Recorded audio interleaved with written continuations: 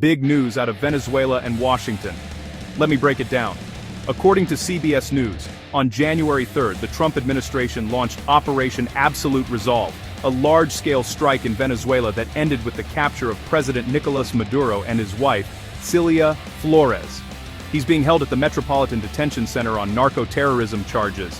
Infrastructure across northern Venezuela was bombed. Special forces raided Maduro's compound in Caracas. He was flown on the USS Iwo Jima to New York. On the ground, CBS describes a tense calm, quiet streets, businesses mostly closed, and the presidential palace guarded by armed civilians and military personnel. Politically, the rhetoric ramped up fast. The Council on Foreign Relations reports President Trump said the U.S. would run Venezuela, later clarified by Secretary of State Marco Rubio as using an oil quarantine to steer policy.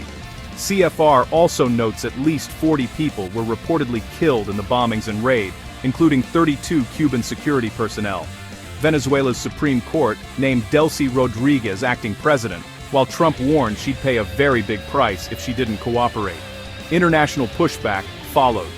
UN Secretary-General Antonio Guterres is deeply concerned international law wasn't respected, warning this could set a dangerous precedent.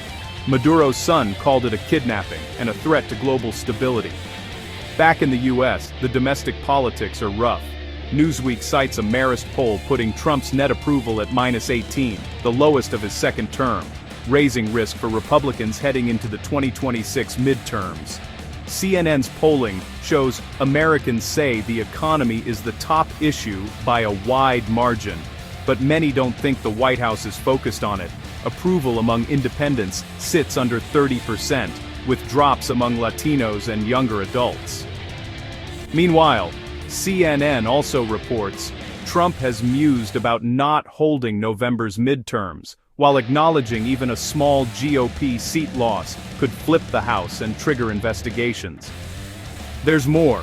Wesh reports Trump met opposition leader Maria Corina Machado, who presented him with her Nobel Peace Prize. The U.S. began selling Venezuelan oil, the Senate rejected limits on further attacks, and the military seized another tanker in the Caribbean. Zooming out, HRBRU experts say this could signal a hardline foreign policy era.